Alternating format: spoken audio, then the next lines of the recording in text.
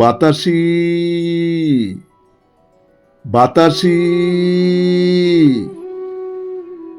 লোকটা ভয়ঙ্কর চেঁচাতে চেঁচাতে গুমটির পিছন দিকে ছুটে গেল। ধাবিত ট্রেনের থেকে এই দৃশ্য চকিতে দেখল। কে বাতাসি? জোয়ান লোকটা অত ভয়ঙ্কর ভাবে তাকে ডাকে কেন? কেন হাওয়ার ভিতরে বাবরি চুল উড়িয়ে পাগলের মতো বাতাসি বাতাসি বলে ছুটে যায়? টুকরো টুকরো কথাগুলি ইদানিং যেন বড় বেশি গোয়ার মাছির মতো জ্বালাচ্ছে। কে যেন কাকে বাসের ভিতরেই বলেছিল, ভাবতে হবে না, এবারে দুদ্দার করে হেমাঙ্গ ভীষণ ভাবে উঠে যাবে। দেখে নিস। কে হেমাঙ্গ?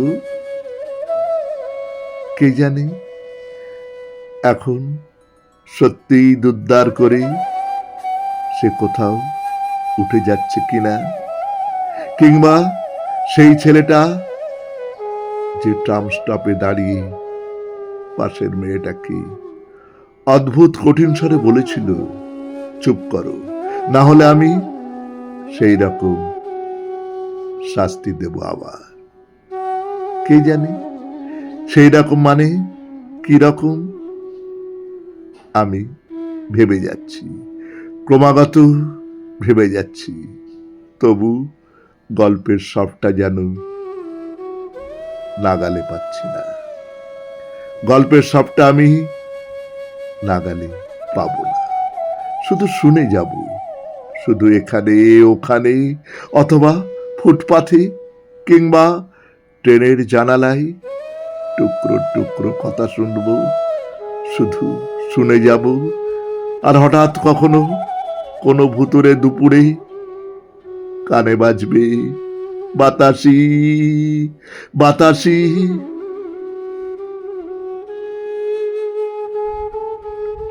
নমস্কার, শুনলেন কবিতা বাতাসি, কলমে কবি নীরেন্দ্রনাথ চক্রবর্তী, উচ্চারণে আমি সুরজিৎ দাস।